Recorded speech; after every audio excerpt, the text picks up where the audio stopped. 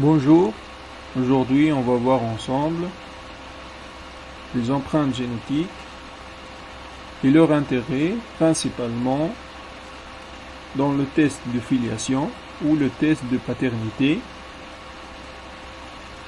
à savoir aussi que les empreintes génétiques sont utilisées en criminologie dans le sens où on cherche à identifier la similitude entre l'ADN d'un suspect et celui extrait à partir d'une goutte de sang prélevée sur une scène de crime.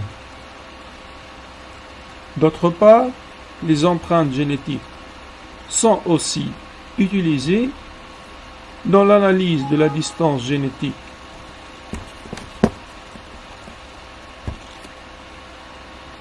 de la distance génétique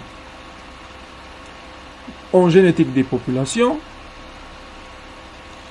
les études de liaison à la recherche des mutations dans le cadre de maladies monogéniques se basent aussi sur des études d'empreintes génétiques.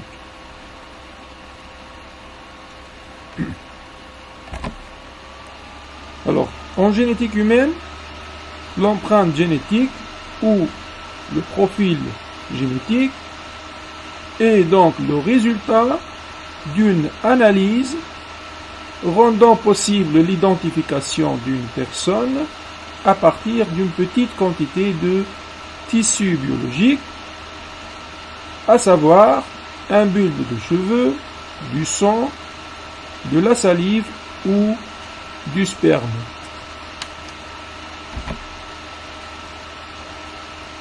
Les techniques utilisées dans la recherche d'empreintes génétiques ont été basées aussi bien sur l'étude de marqueurs génétiques bialléliques tels que la RFLP couplée à la Southern Blot ou le profilage SMP, donc pour l'étude des polymorphismes d'un simple nucléotide, principalement donc au niveau de l'ADN mitochondrial,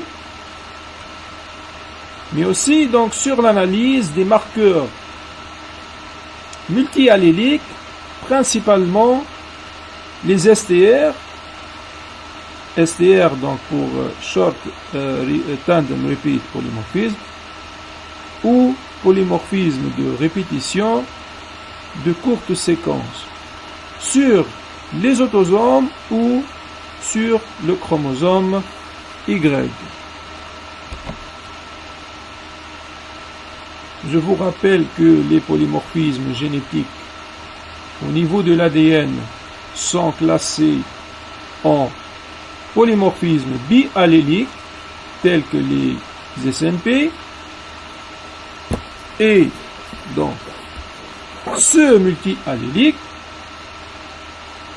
qui sont les VNTR, donc VNTR pour Variable Number of Tandem Repeat ou variation du nombre de séquences répétées.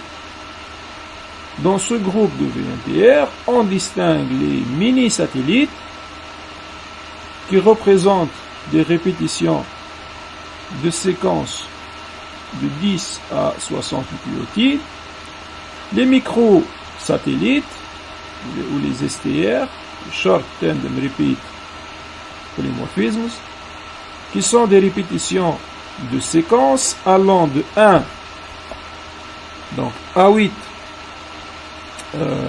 nucléotides, les CMV ou Copy Number Variation, ce sont donc des variations, des répétitions de grandes séquences de plus de 1 kb, et ces polymorphismes ils peuvent être aussi bien bialléliques que multialléliques.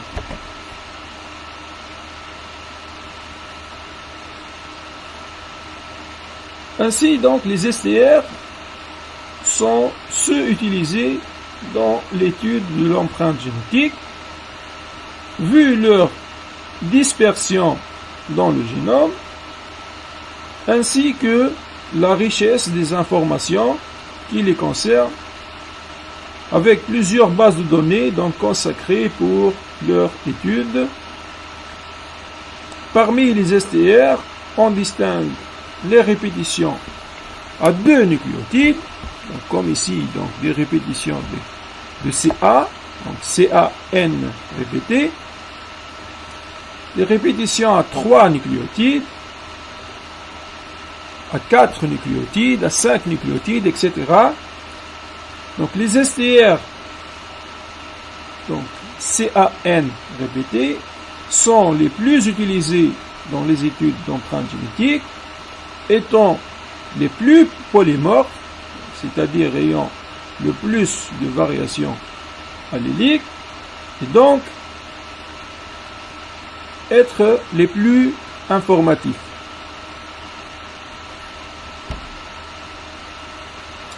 Ainsi, les loci STR représentent une cible de choix dans l'analyse de l'empreinte génétique. Il est possible de cibler par PCR ces loci en utilisant des amorces flanquant le site donc du polymorphisme. Par la suite, on peut analyser la différence de taille des amplicants, vu que la région amplifiée, elle va être différente en fonction du nombre de répétitions existantes donc au niveau de l'amplicant.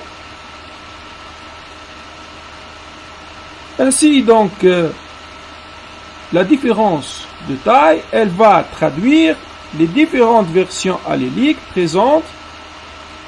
Comme ici, donc on a la taille de 187 paires de bases qui indique la présence de 7 répétitions du motif. Donc ici, le STR donc étudié, c'est une répétition de 4 nucléotides avec le motif TCAT, donc qui est répété 7 fois pour cet allèle-là. Et donc ici, donc c'est la migration donc de l'allèle 1 et l'allèle 2, donc qui présente une taille de 191 paires de bases, ça représente 8 répétitions de ce motif répété. Ainsi, donc cette technique, elle va nous permettre de faire des génotypages, donc déterminer donc les génotypes pour donc ces motifs ou ces répétitions STR.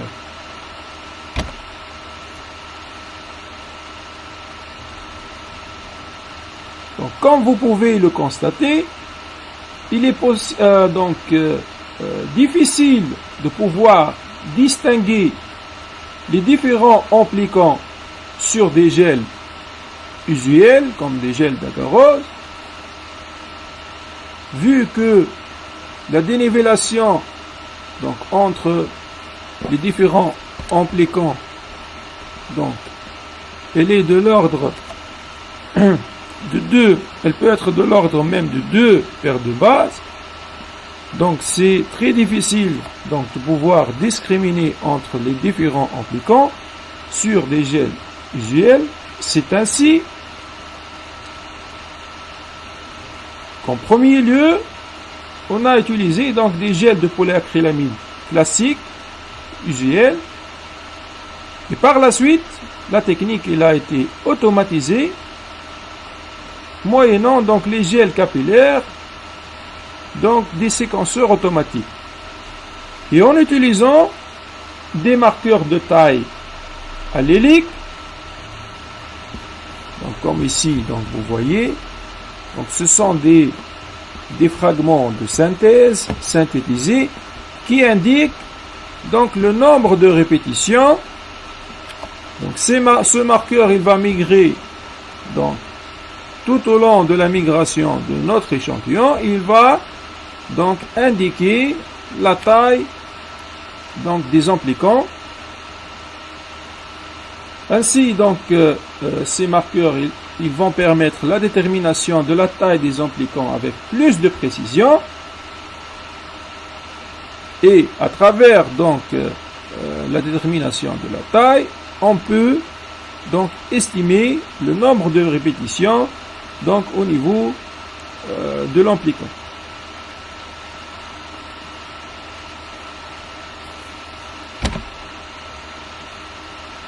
Donc c'est ainsi que plusieurs loci STR polymorphes ont fait l'objet donc d'études pour la réalisation de kits, des kits de génotypage comprenant des amorces spécifiques.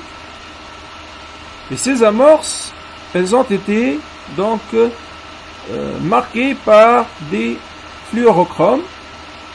L'amplicon ainsi donc va devenir fluorescent, il va être détecté grâce à la cellule photosensible donc du séquenceur automatique, et le nombre de répétitions, il va être déduit de la transposition donc des fragments obtenus avec donc la position des différents pics présentés par le marqueur allélique qui migre donc en parallèle de nos échantillons à analyser au niveau du gel capillaire.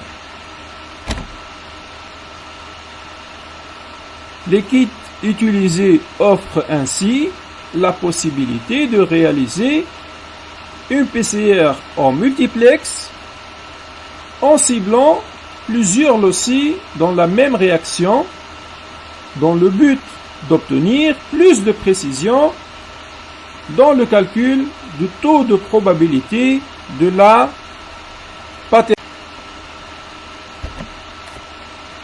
Voyons maintenant un peu le côté technique et analytique du génotypage des STR pour le test de paternité. Donc la majorité des séquenceurs automatiques utilisés en Tunisie, ce sont de la marque donc Applied Biosystems. Voici donc un des techniques ou un donc des kits de génotypage les plus utilisés. Donc ce kit il est compatible avec plusieurs séquenceurs donc de la marque Applied Biosystems. Il cible donc 15 loci polymorphes. Voici donc la localisation donc des différents loci sur différents chromosomes. Et il cible aussi donc l'amylogénine donc comme marqueur discriminant du sexe. Donc 15 loci polymorphes et donc l'amylogénine donc discriminant le sexe. Comme vous voyez ici donc le locus donc ici donc le chromosome donc il est ici présenté.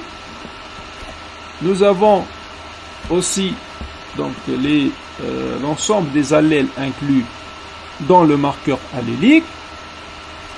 Le fluorochrome donc qui est associé aux amorces utilisées pour chaque locus, ainsi que le génotype donc qui caractérise donc le contrôle. Donc on utilise un contrôle positif donc dans la réaction.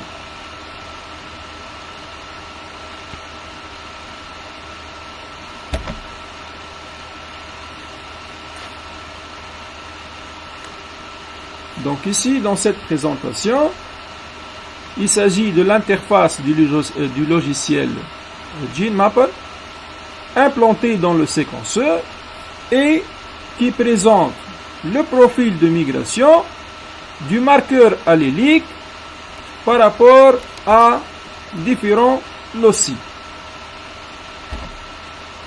Si on agrandit donc une partie,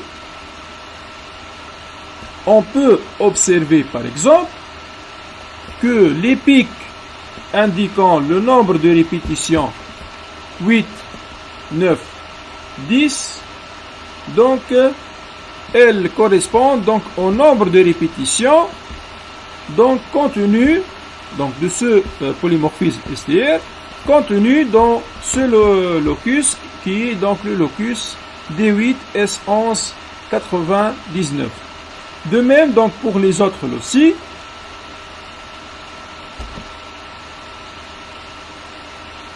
Donc ici c'est le profil de migration du contrôle.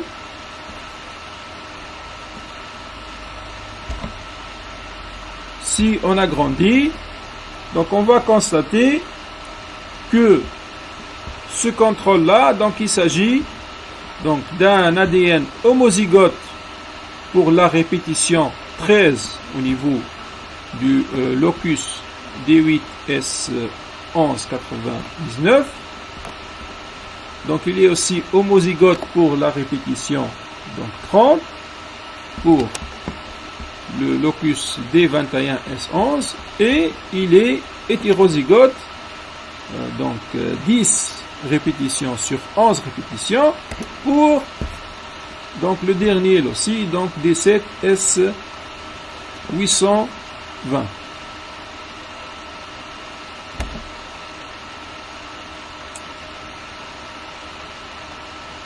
Maintenant donc on va parler des réactifs contenus donc dans ce kit. On a dit donc que ce kit il contient un marqueur allélique, un contrôle, bien sûr donc un set d'amorces spécifiques, des loci analysés et qui sont donc fluorescents, et un mix PCR donc contenant l'enzyme, donc la TAC polymérase, les DNTP et le tampon. Donc pour le protocole de l'amplification, le milieu réactionnel, il contient 12 microlitres du mix PCR, 12 microlitres du mix des amorces, et on va y ajouter 1 microlitre d'ADN, quel que soit donc l'échantillon analysé, ou 1 microlitre de l'ADN contrôle. Le programme du thermocycleur étant donc une dénaturation de l'ADN à 94 degrés C pendant 10 minutes, suivi par 30 cycles composés par une dénaturation à 94 degrés C pendant 30 secondes, une étape commune, hybridation et élongation à 60 degrés C pendant 1 minute. Ainsi donc on va terminer après la phase cyclique par une élongation finale à 60 degrés C pendant 20 minutes.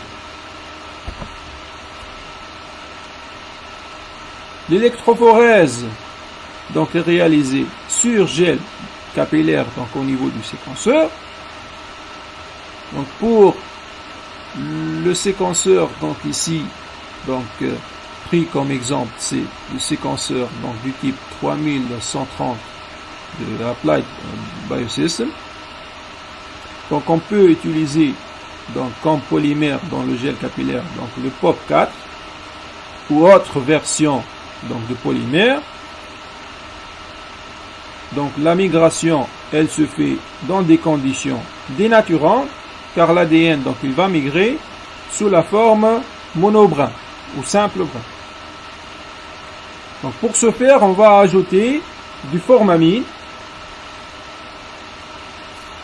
Donc le formamide, donc il va servir à dénaturer donc l'ADN.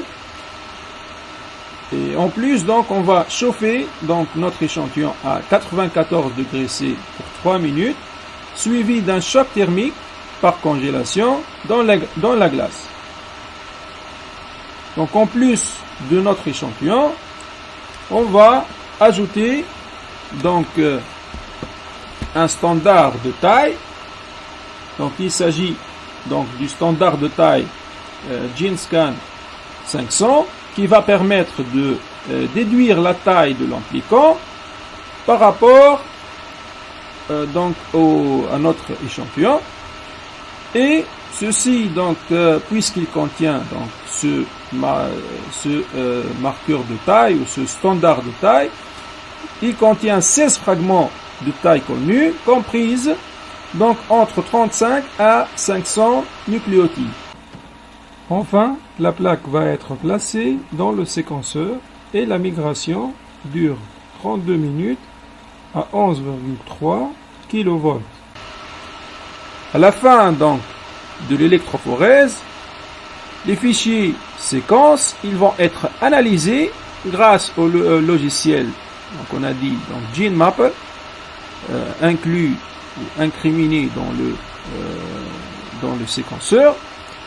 Et donc ce logiciel, il va assembler les séquences obtenues, il va les comparer aux marqueurs alléliques, à l'échelle allélique, afin de déterminer les types d'allèles présents dans chaque échantillon analysé. Voyons ensemble donc la présentation des profils obtenus chez un enfant. Et donc ici c'est le profil de l'enfant, ici c'est un père donc présumé. On constate que l'enfant présente au niveau de ces 4 loci donc pris comme exemple une compatibilité par rapport au père présumé. Donc l'enfant il est hétérozygote pour des répétitions donc 13-15 au niveau de ce locus. Il peut avoir donc l'allèle 13 à partir du père. Ici donc il est hétérozygote. Il peut donc avoir ou hériter donc la répétition 33 pour ce deuxième locus. Ici aussi donc il y a une conformité, donc la présence de l'allèle 11. La même chose ici. Donc ainsi, donc on constate que l'enfant donc il présente une compatibilité donc avec le père. Donc si le profil donc il n'est pas compatible avec donc le père, ne serait-ce qu'au niveau d'un seul locus, et que cette différence n'est pas due à une mutation, donc la paternité elle va être exclue.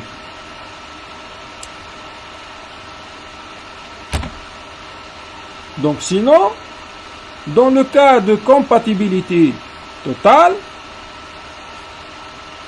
on doit calculer la probabilité de paternité, donc laquelle doit être de l'ordre de 99,9%. Donc ce coefficient ou cette probabilité de paternité, donc elle tient compte de la probabilité donc de paternité à chaque locus à part et de la somme de tous les loci, donc pour atteindre donc le taux de 99,9%.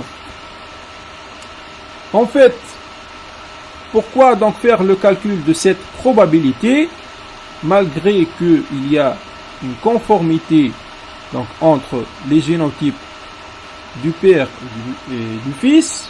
Donc en fait, il est possible que deux individus soient donc compatibles à certains loci du fait du hasard.